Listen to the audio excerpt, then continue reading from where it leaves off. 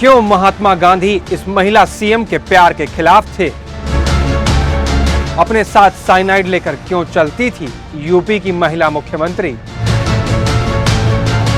UP की महिला मुख्यमंत्री की लव स्टोरी क्यों है खास? नमस्कार, द न्यूज 15 देख रहे हैं आप। मैं हूं आपके साथ पुलकित। आज भारत की राजनीति में महिलाओं की भूमिका और हिस्सेदारी बढ़ रही है। वर्तमान में भारत की वित्त मंत्री एक महिला हैं, यूपी की राज्यपाल एक महिला हैं, जो इसके पहले गुजरात की एक मुख्यमंत्री भी रह चुकी हैं। बंगाल की मुख्यमंत्री एक महिला हैं और यूपी के एक बड़े राजनीतिक दल की राष्ट्रीय अध्यक्ष भी एक महिला हैं। इसके पहले एक महिला देश के सबसे बड़े पद यानी कि राष्ट्रपति तक की कुर्सी पर बैठ चुकी हैं। कुल मिलाकर भारत की राजनीति में महिलाएं हर बड़े पद पर हैं। लेकिन क्या आप जानते हैं कि देश में सबसे पहली बार कोई महिला कब मुख्यमंत्री बनी थी? जिस आज़ाद भारत के पास नेहरू जी, राजेंद्र प्रसाद जी थे, उसी देश के पास इंदिरा गांधी, सरोजनी नायडू और सुचेता कृपलानी भी थीं। चलिए जानते हैं भारत की पहली मुख्यमंत्री के बारे में और कैसे महात्मा गांधी के खिलाफ जाके सुचेता कृपलानी ने की थी लव मैरिज।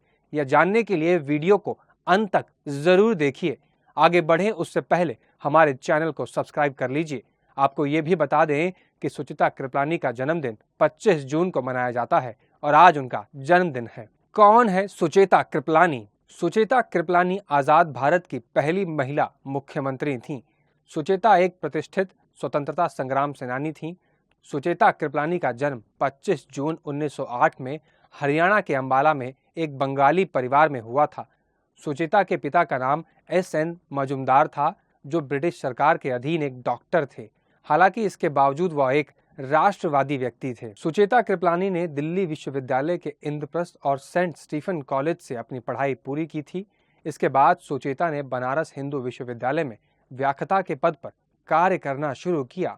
सुचेता कृपलानी के पति और परिवार। साल 1936 में सुचेता की शादी आचार्य जीवतराम भगवान दास कृपलानी के साथ हुई। इसके बाद सुचेता स्वतंत्रता की लड़ाई की ओर पूरी तरह से सक्रिय हो गईं। भारत छोड़ो आंदोलन के दौरान सुचेता प्रथम मोर्चे पर खड़ी थीं।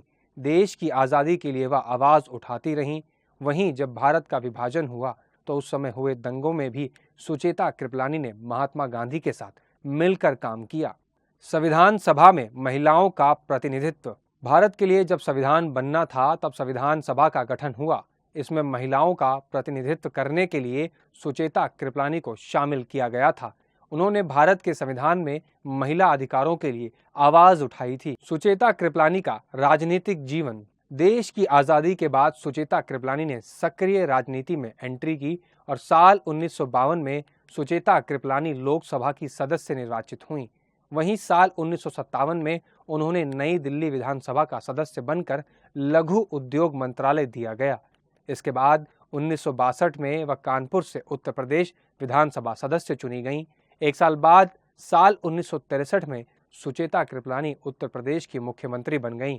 ये पहली बार था जब भारत में कोई महिला मुख्यमंत्री बनी हो। इसके बाद साल 1967 में सुचेता ने गोंडा विधानसभा क्षेत्र में 14वीं लोकसभा का चुनाव जीता और साल 1971 में उन्होंने राजनीति से संन्यास ले लिया। हमेशा साइनाइड लेकर जाती थीं। सुचेता के राजनीतिक समर्पण को देखकर गांधी जी काफी प्रभावित हुए। उनके समर्पण को देखते हुए गांधी जी ने 1946 में Kasturba Gandhi national memorial trust की आयोजक सचिव नियुक्त होने में उनकी मदद की। उसी साल नोआकली, अब बांग्लादेश में है, में भयंकर सांप्रदायिक दंगे फैल गए। गांधी जी और आचार्य कृपलानी के साथ उन्होंने दंगा प्रभावित क्षेत्रों का दौरा किया। उन्होंने वहां नरसंहार के पीड़ितों की सेवा की। कहा जाता है कि यहाँ पर महिलाओं के साथ बहुत अत्याचार होते थे। ऐसे में सुचेता कृपलानी अपने साथ साइनाइड कैप्सूल लेकर चलती थीं। वह जब सीएम पद पर रहते समय भी यहाँ आईं, तब भी हमेशा अपने साथ साइनाइड रखती थीं। राजनीति के जीवन को जानने के बाद अब बात करते हैं सुचेता कृपलानी के निजी जिंदगी के बारे में, या यूं कहें कि उनके लव लाइफ के बारे में, जो कि एक बहुत दिलचस्प किस्सा है।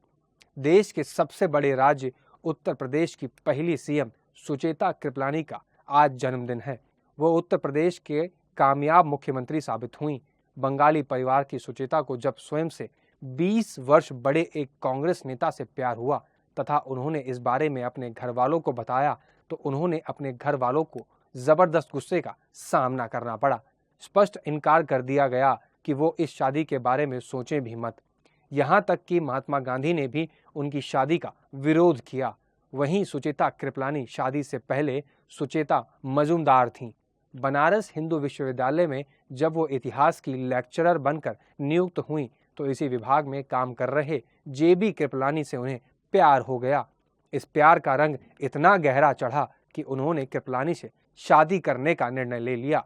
घर में इस कदर से विरोध हुआ कि कह दिया गया कि वो यदि शादी करेंगी तो घर से रिश्ता टूट जाएगा। दरअसल परिवार वालों को जेबी कृपलानी की अधिक आयु भी खासी चुभ रही थी। जेबी कृपलानी स्वतंत्रता की लड़ाई में गांधी के बाद शीर्ष नेताओं में एक थे। वो कांग्रेस अध्यक्ष भी रहे। जब उन्होंने सुचेता से इश्क हुआ तो जिसने सुना दंग रह गया कि कृपलानी भी किसी के प्यार में क्या कैद हो सकते हैं, वो भी अपने से 20 वर्ष छोटी महिला के साथ। फिर एक बंगाली और एक सिंधी। इश्क का रंग इतना गहरा कि दोनों को लगा कि अब वो एक दूसरे के बिना नहीं रह पाएंगे। उन्होंने जब शादी करने का निर्णय लिया तो भूचाल आ गया। दोनों परिवारों ने फैसला सुनाया कि उन्हें ये शादी मंजूर नहीं। यहाँ तक कि महात्मा गांधी ने बोल दिया कि ये शादी नहीं हो सकती। इश्क का रंग यकायक नहीं चढ़ा था, बल्कि आहिस्ता आहिस्ता गहरा हुआ था। दोनों ने कहीं कहीं महसूस किया कि उन्हें एक दूसरे की आवश्यकता है। इसके साथ ही सुचेता ने अपनी किताब सुचेता एन अनफिनिश्ड ऑटोबायोग्राफी में लिखा, गांधी ने उनके विवाह का विरोध किया था। उन्हें लगता था कि पारिवारिक जिम्मेदारियां उन्हें स्वतंत्रता की लड़ाई से विमुख कर देंगी। गांधी ने कृपलानी से कहा, यदि तुम उससे शादी करोगे तो मेरा दायां हाथ तोड़ दोगे। तब सुचेता ने उनसे कहा, वह ऐसा क्यों सोचते हैं, बल्कि उन्हें तो ये सोचना चाहिए कि उन्हें आज़ादी की लड़ाई में एक की बजाय 2 कार्यकर्ता मिल जाएंगे।